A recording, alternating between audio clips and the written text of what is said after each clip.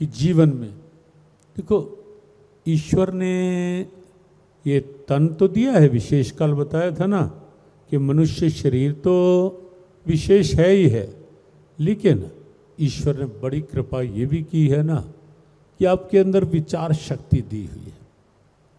किसी के पास नहीं, विचार करने की शक्ति किसी के पास नहीं, मनुष्य के पास है। सोच सकता है, विचार सकता है और अपनी सोच को खुला बनाकर, उदार बना करके निश्चित रूप से बहुत सी उपलब्धियां हासिल कर सकता है।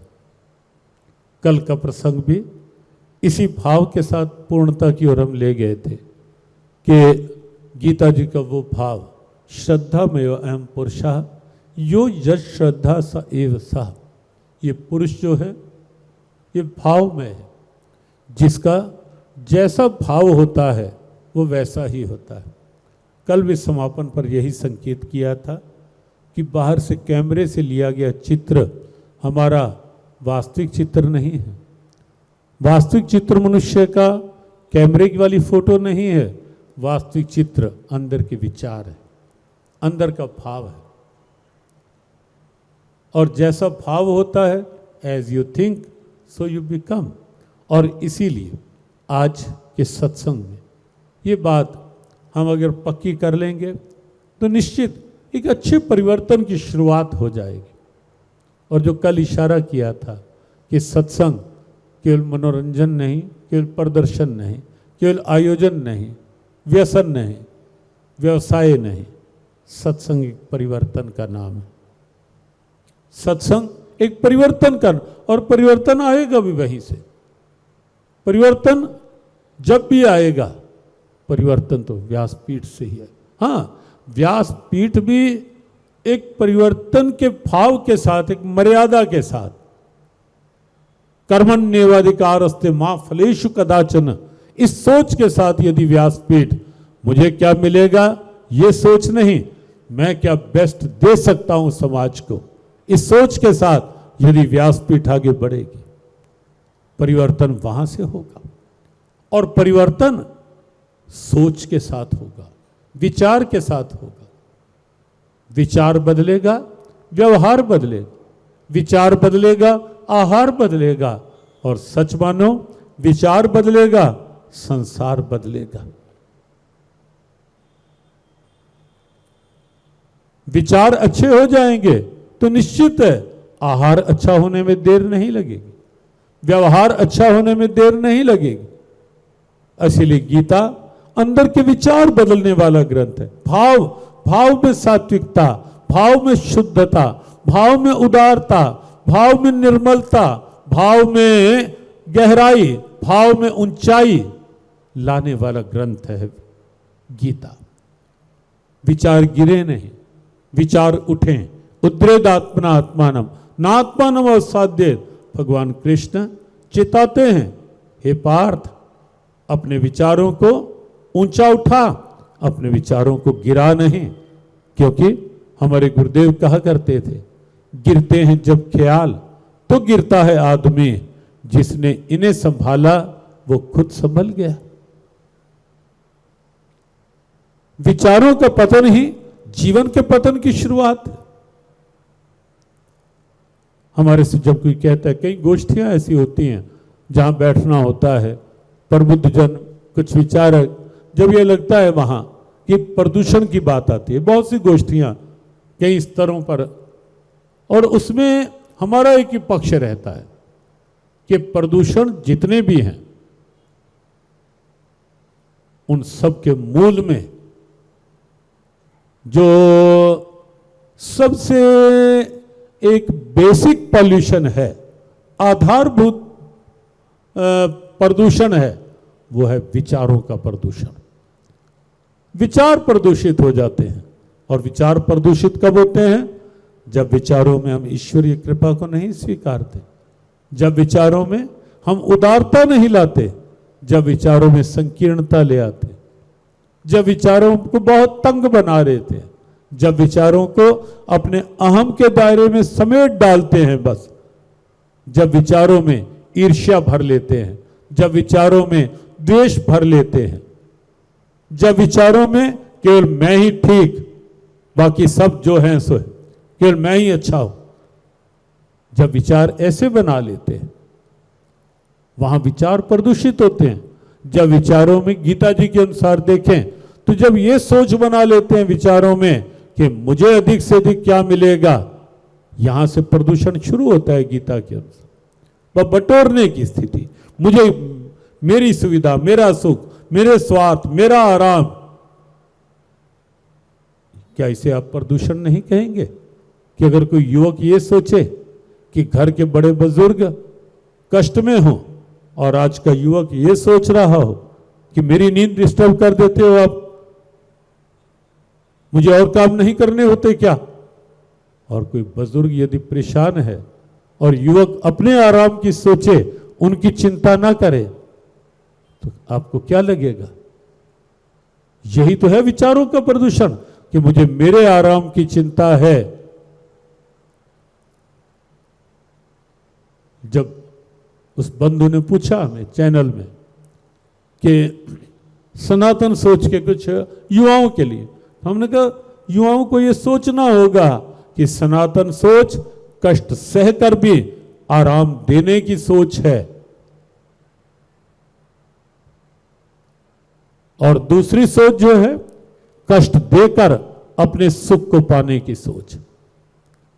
आप विचार कर सकते हैं कौन सी सोच उत्तम है? कष्ट सहकर भी सुख देने की सोच, ये हमारे ऋषियों की परंपरा रही है, ये हमारी अनादिकाल से सनातन सोच रही है। और मुझे आराम मिले, मुझे सुख मिले, दूसरे मरते हैं मरे, दूसरे परेशान होते हैं हो, मेरी नींद, मेरे खराटे ठीक रहने चाहिए, घर के बुजुर्ग परेशान होते हैं होते रहें, मुझे कोई यही तो है प्रदूषण सोच का।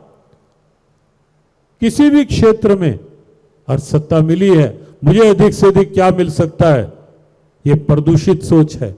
और मैं गीता के अनुसार मैं अधिक से अधिक समाज को, राष्ट्र को क्या दे सकता हूं, ये उदार सोच है। गीता इसलिए हर सोच में आवश्यक है, इसलिए आवश्यक है।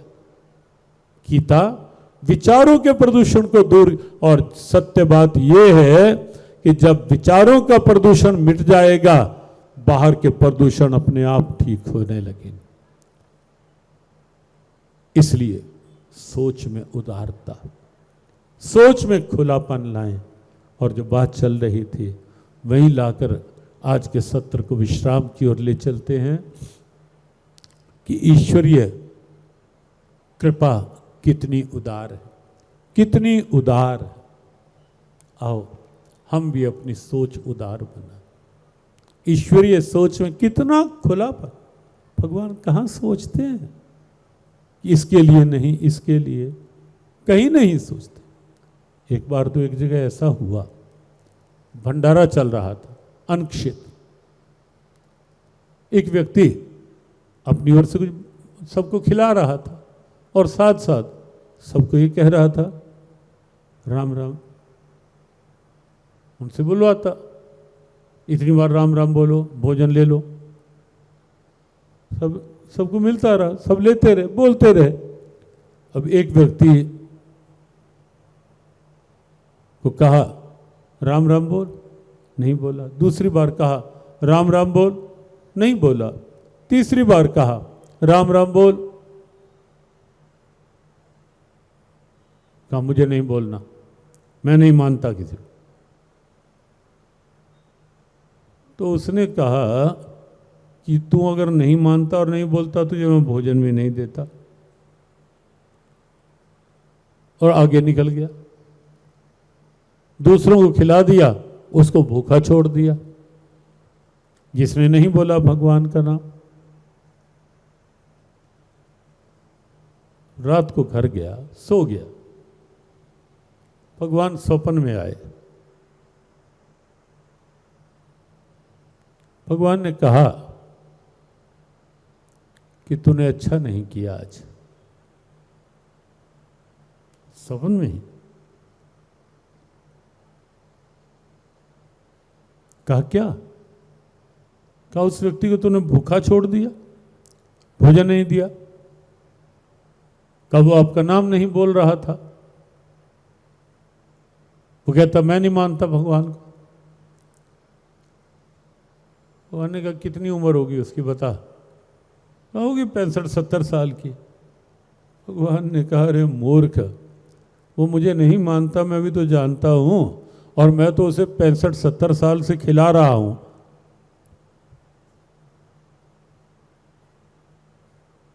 मैं 65-70 साल से उसे रोटी तो दे ही रहा हूं ना, वो भले ही मुझे नहीं मानता, और तेरी बात आज आई और आज ही तूने उसे भूखा छोड़ दिया।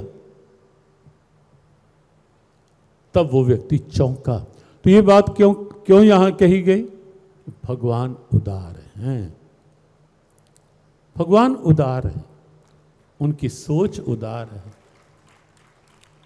आओ हम सब भी अपनी सोच को उदार बनाएं।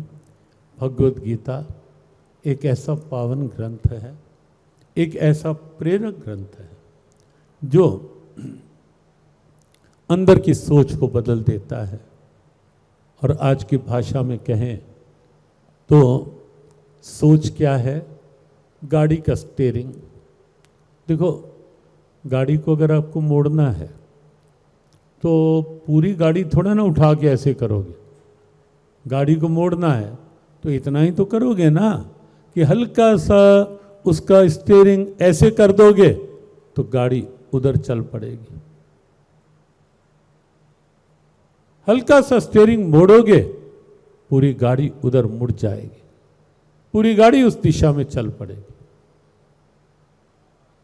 बिल्कुल ऐसे ही सोच बदलेगी तो ये जीवन बदल जाएगा। सोच सही ट्रैक पर चलेगी तो ये जीवन सही ट्रैक पर चल जाएगा।